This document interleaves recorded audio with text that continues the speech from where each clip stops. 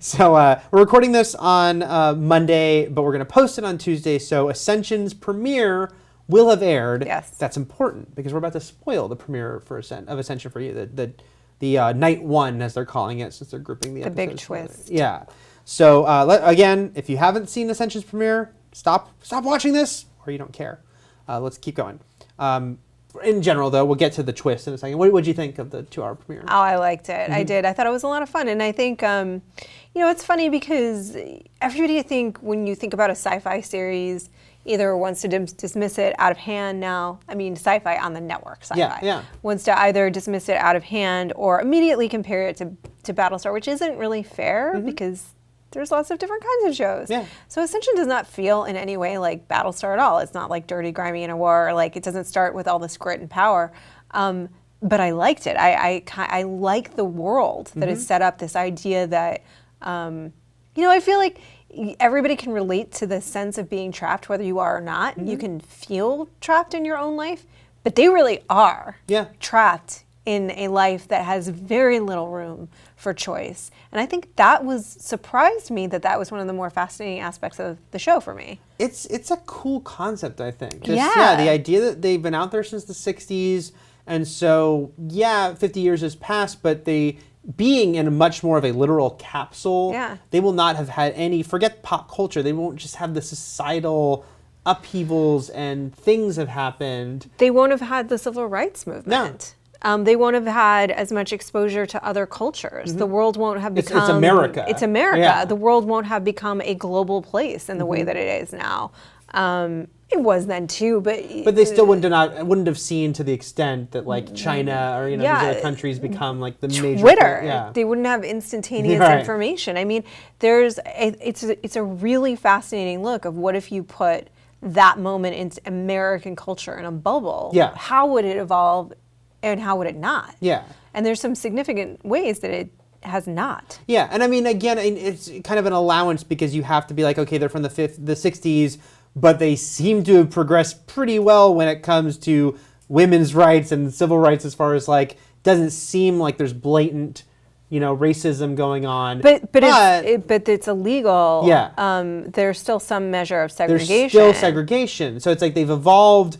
But they've evolved in a different way, and it wouldn't be because there isn't a bigger society out there to march, So maybe people might say, hey, we should change things, but not to the same extent, not in the same specific ways. Yeah, and I mean, another interesting thing, too, is that they find that their life is so controlled, but that science is advanced enough, and I don't know how this would be possible unless you had such brilliant minds on the ship, that they can find your basically perfect genetic match, and there's arranged marriages based on like, will you make a good baby, for our, because we can only have so many, so we can't have any duds.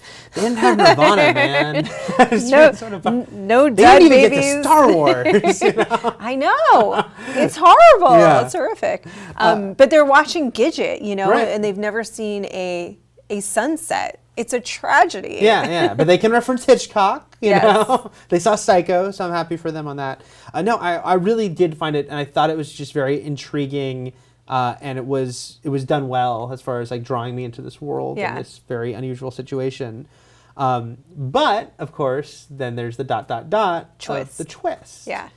Which definitely got me. Me too. I was like, I was watching that scene, and you're like, hey, dude just got blown out airlock. He's going to die in the void of space. That's cool. And then, I know, I was so taken aback. I was like, is there another ship out there? What's going on? Yeah. And then when it pans back and reveals that basically this is like Truman Show with 600 people, I was like, oh, now you got me. Yeah. Because that's so messed up. It's really messed up. And I already thought it was interesting that we were going back to Earth at all. Yeah. You're watching it in Gil Gerard and whatnot, and you're like, oh, this is interesting. I wonder how this will tie together. Yeah. And he seems to have knowledge of what's going on in the ship, but... And they can communicate with Earth a little bit. How can they do that from so far away? Yeah, and where will this be leading since they're still 50 years away from Earth? It's not like they can just hop over there. Yeah.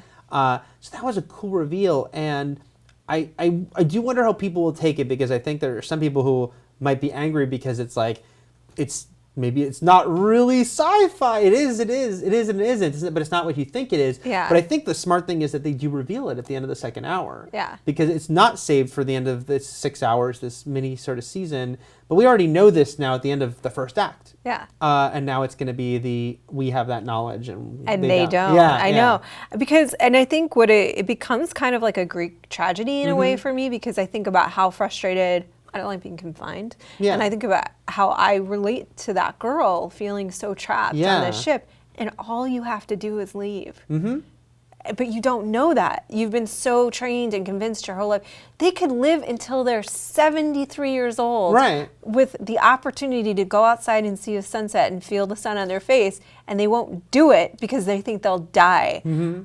Oh, it's so messed up. It's totally messed up. Of course, now I'm fascinated. Why? Why are they doing this? Like, could they not send the ship? They couldn't figure out how to actually make the ship happen, but they wanted to test how, I don't know, like, what is the end goal of doing this? I think that the experiment is to see if we really had to do this, could people survive? Mm-hmm. What kinds of tools would we need to give them to survive? Because I think that there's probably, like, when we see them, like, they have, like, the radiation storm, that people from Earth are going on the ship and doing things that they must do, you know, like updating cameras and stuff like that, and things to track what's going on. Make them get in their beds. Make them get in their beds so that we can go do, like the guy in the house. That was what he was. Yeah, that's what he was. And that's why he didn't kill her. Like, we thought he was going to be some weird, creepy, he's walking over towards her, like, menacingly, but he's like a tech guy. He's like a tech guy, just being like who maybe is also a klepto because he took the necklace.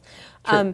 I'm pretty sure that it was the guys on Earth that killed her, because she probably figured it out, like she probably somehow. They said the body had been moved, maybe, so maybe she even got out and then was pulled back in, because she had the footage of the fire, like whatever the big inferno was, and this, the captain is the hero of this inferno. I bet that the captain was not the hero of the inferno, is that they had to have people from Earth come on the ship and put out the fire and save them. And maybe somehow that's a little bit caught in the video. And she figured out, like, I don't know how you figure out that you're living in that grand of an experiment, because it would just melt your brain. Right. Like, it would just melt your entire brain. And now, of course, I want to know, like, because this is a 6-hour miniseries that could turn into an ongoing series. Yeah. So do they find out by the end of the 6? I feel like they can't, because that would completely already not be the show. Like, even dealing with their psychological fallout, that's a different show. Yeah. I think you have to keep them on there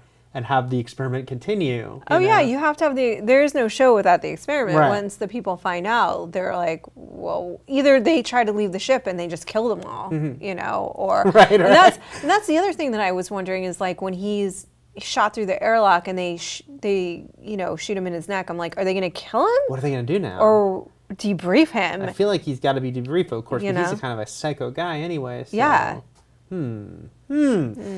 But I liked it. I like that we're talking about it like this, because it's really intriguing, and we'll know the answers to a lot of these questions in the next 2 nights. So that's exciting too. And it does. I know we'll see how the rest of it plays out, but I was immediately like, well, I hope this goes longer than 6 episodes. This is a really great idea. Yeah, it could go too long too. But. Of course, it does. It is by its nature now even more so. Has to be sort of a limited run. This can't be a 7-year show, I think. But it could be a 1-year show. It could be, let's 1 say or 3. 2. Let's say 3. All right, you're generous. I'll go with 3. Yes.